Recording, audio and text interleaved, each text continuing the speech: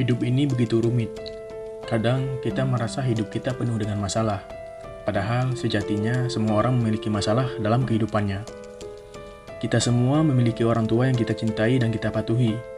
Namun, ada beberapa orang yang tidak layak dan bahkan tidak memenuhi kapasitas untuk menjadi orang tua. Seperti pada film ini, mengisahkan seorang ibu yang tidak bertanggung jawab penuh atas kehidupan anaknya.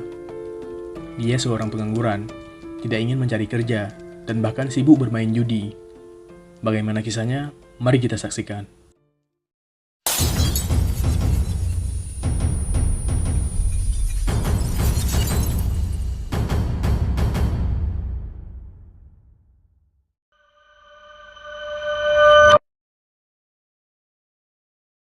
Cerita diawali dengan menampilkan seorang wanita yang bernama Akiko dan anaknya yang bernama Suhei. Akiko mengunjungi rumah orang tuanya untuk meminjam sejumlah uang. Namun, orang tuanya tidak memberikan karena mereka mengetahui bahwa Akiko malas bekerja, selalu saja meminjam uang, dan bahkan sibuk bermain judi. Suhei ternyata mendapat sejumlah uang dari kakeknya. Bukannya menggunakan untuk kebutuhan hidup, ibunya malah menggunakannya untuk bermain judi. Ketika sedang bermain game judi, ibunya berkenalan dengan seorang pria bernama Ryo. Akiko mengajak Ryo pulang ke rumahnya. Sejak hari itu mereka pun menjalin hubungan dan tinggal bersama. Sampai di rumah, Akiko menyuruh Suhei untuk membeli mie instan. Ketika Suhei pulang, dia menyadari ibunya sedang berduaan dengan Ryo. Dia pun hanya berdiri dan menunggu di depan pintu. Keesokan harinya, Akiko menitipkan anaknya pada seorang pria yang bernama Ujita, karena Akiko akan pergi ke Nagoya bersama Ryo. Suhei merupakan anak yang pendiam dan sangat nurut kepada ibunya. Ketika sedang bermain game di rumahnya, Ujita datang dan membawa sejumlah mie instan untuk bekal makanannya selama beberapa hari ke depan. Bukannya menjaga Suhei, dia malah pergi meninggalkan Suhei sendirian di rumah. Di rumah, gas sudah habis. Suhei hanya memakan mie instan begitu saja. Ketika sedang makan, ibunya menelpon dan meminta dikirimkan sejumlah uang, dan Suhei pun mengirimkan semua yang dia punya. Akiko pun kembali pulang ke rumah. Ini dia menjebak Ujita dengan menuduhnya telah melakukan pelecehan seksual terhadap Suhei. Suhei yang sangat nurut pada ibunya ikut berbohong mengaku telah dilecehkan oleh Ujita. Akiko pun meminta sejumlah uang damai. Ketika sedang di rumah Ujita, Ryo tidak sengaja menusuk Ujita. Mereka pun kabur tanpa uang sepeser pun. Suatu hari, Akiko menyuruh Suhei untuk menjumpai ayahnya untuk meminta sejumlah uang. Ayahnya pun memberikan sejumlah uang dan mengajak Suhei untuk tinggal bersamanya. Namun Suhei menolak karena dia sangat sayang kepada ibunya. Akiko pun sempat kembali pulang ke rumah adiknya untuk meminta sejumlah uang. Adiknya pun memberikan uang dengan melemparnya dan mengatakan untuk tidak ke rumahnya lagi. Akiko ternyata hamil. Dia sempat bertengkar dengan Ryo karena Ryo ingin anak itu digugurkan, namun Akiko menolaknya. Ketika sedang bertengkar, Suhei yang melindungi ibunya juga ikut dipukul oleh Ryo, dan Ryo pun meninggalkan mereka.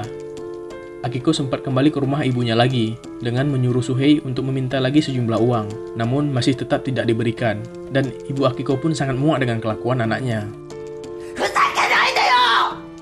5 tahun kemudian, Akiko berhasil melahirkan seorang anak perempuan yang diberi nama Fuyuka. Mereka hidup di jalanan, dan Fuyuka seringkali menangis karena merasa kelaparan. Sampai suatu waktu, seorang yang bernama Aya memberikan mereka sebuah tempat tinggal. Suhei juga sempat pergi ke sekolah. Suatu hari Ryo pun kembali, dan dia pun kembali hidup bersama Akiko. Aya sempat mengajak Suhei untuk tinggal jauh dari ibunya dan memulai hidup baru. Namun, Akiko memprovokasi Suhei dengan mengatakan bahwa Aya membenci dirinya dan hanya berpura-pura baik kepadanya. Sampai pada suatu hari, Akiko dan Ryo sedang bergegas untuk pindah ke tempat tinggal karena mereka sedang dikejar oleh penagih hutang. Namun dalam perjalanan, Ryo kembali meninggalkan Akiko karena dia tidak ingin penagih hutang itu ikut mengejar Akiko, dan Ryo pun pergi. 6 bulan kemudian, Suhei kini bekerja sebagai tukang las, dan mereka pun sudah mendapatkan tempat tinggal yang layak. Pada suatu hari, Suhei meminta pinjaman kepada bosnya. Namun tidak diberikan. Mengetahui Suhei pulang tidak membawa uang, Akiko pun sangat kesal dan menyuruh Suhei untuk mencuri uang bosnya.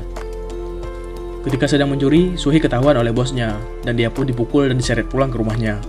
Bos Suhei pun memarahi Akiko karena telah menyuruh Suhei untuk mencuri. Bos Suhei memaafkan mereka, dan memberikan Akiko pekerjaan di kantornya. Namun beberapa hari kemudian, Akiko dan Suhei malah mencuri uangnya dan kabur.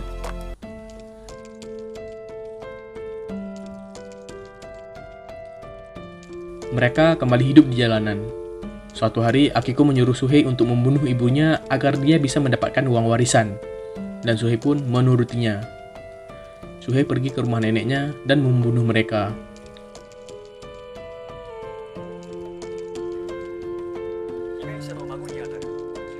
Suhei kini telah ditangkap polisi.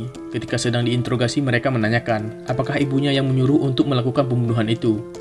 Namun Suhei menyangkalnya dan mengatakan bahwa dia melakukan atas keinginannya sendiri. Suhei pun dijatuhi 12 tahun penjara, dan Akiko juga ikut di penjara selama 2 tahun. Adik Suhei, Fuyuka, telah diambil oleh ayah dan dimasukkan ke sebuah panti asuhan. Di akhir film menampilkan ayah yang berkunjung untuk melihat Suhei. Ayah menanyakan kenapa dia melakukan hal yang buruk. Lalu Suhei menjawab bahwa hal buruk telah bersamanya sejak lahir. Dan film pun berakhir.